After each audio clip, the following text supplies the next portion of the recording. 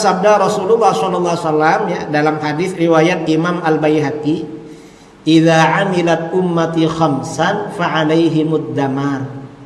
Kalau umatku ini melakukan 5 perkara, maka kehancuran pada mereka. Apa 5 perkara? Yang pertama, idza zaharat tala'un. Apabila telah muncul yang namanya laknat melaknat, saling melaknat, saling memaki-maki, saling mendoakan keburukan. Ini kapan munculnya laknat melaknat? Ini sudah lama, sejak munculnya Syiah dan Wahabi.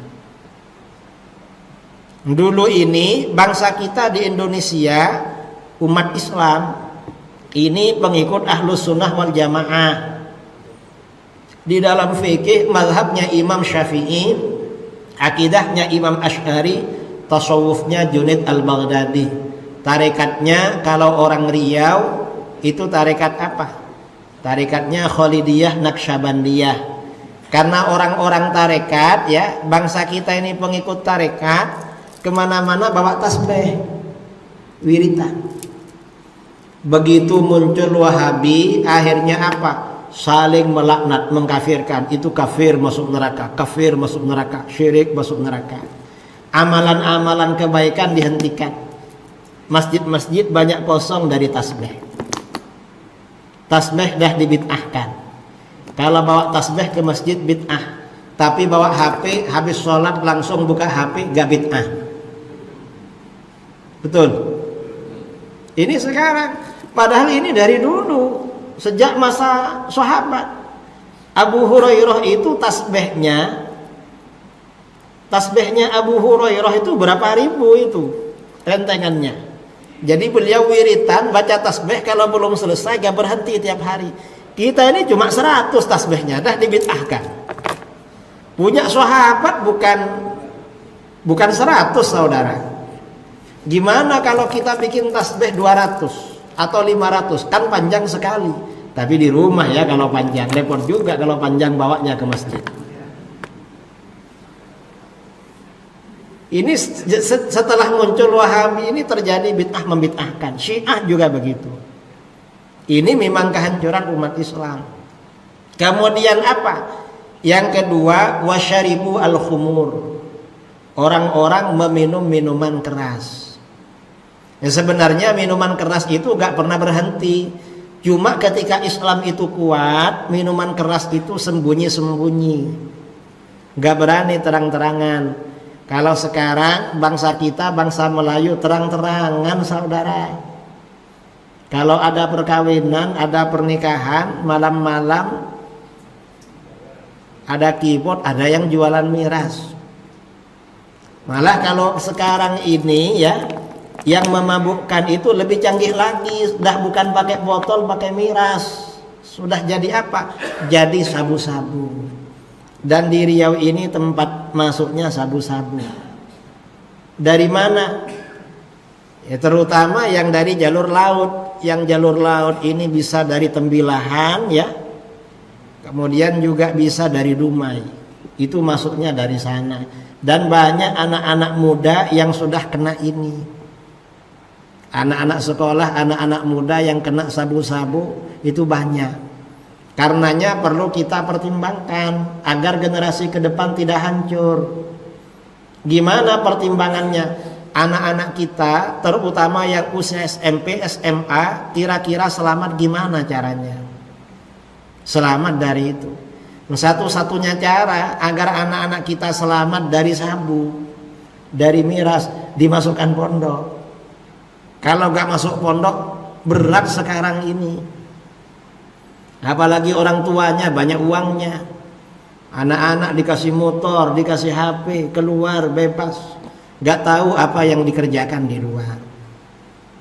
Ini sabu-sabu, minuman keras. Dan ini ya mungkin di Arab Saudi sudah dijual juga sekarang. Ini minuman keras. Kemudian yang ketiga, walabisu al-harir. Umatku memakai sutra. Memakai sutra ini termasuk memakai pakaian yang bukan pakaiannya. Ini sekarang udah banyak ya. Kalau mungkin kalau pakaian sutra sebagian orang, tetapi kalau yang bukan pakaiannya sekarang ini udah lebih parah dari sutra, saudara. Kalau lebih parah, banyak anak laki-laki pakai anting. Apa namanya? Pakai tende. Kadang di kupingnya, di telinganya gak cukup, tambah di bibirnya. Di bibirnya gak cukup, tambah di hidungnya. Kadang di lidahnya dikasih anting. Saya mikir gimana kalau makan itu ada antingnya di lidahnya. Ini parah masyarakat kita sekarang. Dah bukan pakaiannya. Ini ke satu, kedua, ketiga. Yang keempat, kelima, LGBT. Waktafar rijal bir rijal wan nisa bin nisa. Laki-laki merasa cukup dengan laki-laki, perempuan merasa cukup dengan perempuan. Ini LGBT namanya. Dan ini di mana-mana. Di mana-mana. Sudah ini kelompok LGBT ini punya jaringan kuat, saudara, di tiap daerah. Mereka punya perkumpulan kelompok LGBT. Dan ini pengaruh agar ikut LGBT ini bukan hanya orang dewasa, anak-anak sekolah SMP, SMA yang sudah masuk ke ini sudah banyak di mana-mana. Dan ini berat, ini sulit, gak bisa, sulit disembuhkan LGBT ini. Disembuhkan itu sulit. Ini di mana-mana. Karenanya sekarang 4 tahun lalu saya pulang dari Bintaro, Jakarta Selatan. Di Tangerang ya, mau ke bandara, habis ceramah naik Grab. Saya tanya sama Grabnya, orang mana Pak? Saya orang Jawa Tengah. Orang Jawa Tengah. Karena saya pakai songkok ngomong-ngomong, anak saya mondok Pak. Tidak tahu kalau saya itu kiai atau ustadz, gak tahu karena saya pakai sarung. Kenapa dimondokkan? Susah Pak punya anak sekarang ini. Kenapa? Kalau perempuan takut bunting. Terus kalau laki-laki takut LGBT, perempuan bunting bisa dikawinkan, kalau LGBT gak bisa dikawinkan. Ini sekarang. Dan ini informasi dari Menko Polhukam tahun Pak Mahfud MD ya, tahun 2026. KUHP yang baru yang akan diberlakukan, LGBT itu sah di Indonesia, bukan termasuk pelanggaran. Ini parah, saudara. Ini gimana caranya? Karenanya nanti kita umat Islam perlu menyampaikan aspirasi pada pemerintah melalui DPR, melalui siapa, melalui tokoh-tokoh agar LGBT ditolak. Rusia aja menolak LGBT. Kemudian kemarin ada negara di Afrika melarang LGBT. Sekarang ini Saudi Arabia mengundang LGBT. Artinya apa? Dakwah para ulama, para asatidz ke depan tambah berat. Kalau kita dulu melawan Wahabi, berat juga melawan Wahabi dulu. Mengapa? Zikir habis sholat gak bid'ah. Lalu saudara kita awam pergi umroh, sampai di sana loh, di Pekanbaru kok zikirnya nyaring habis sholat. Ini depan Ka'bah gak ada zikir. Di Masjid Nabawi gak ada zikir. Akhirnya apa? Dikiranya Islam kita ini Islam Melayu. Padahal dalilnya dari kitab Arab juga kan. Ini berat. Sekarang ini LGBT ada di Arab. Mempertontonkan aurat juga ada di sana. Nah kita ini kan sebentar lagi, tanggal berapa itu di Jakarta yang sekarang kontroversi itu ya? Apa namanya? Artis apa? Godplay ya. Godplay yang dari Inggris itu, yang katanya kampanye LGBT itu.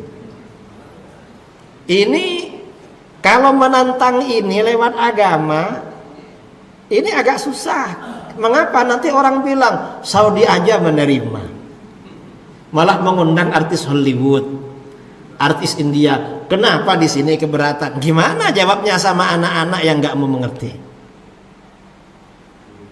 Ini tambah berat sekarang. Nah, artinya apa? Ke depan ini tantangan umat Islam itu tambah berat, terutama tantangan akidah.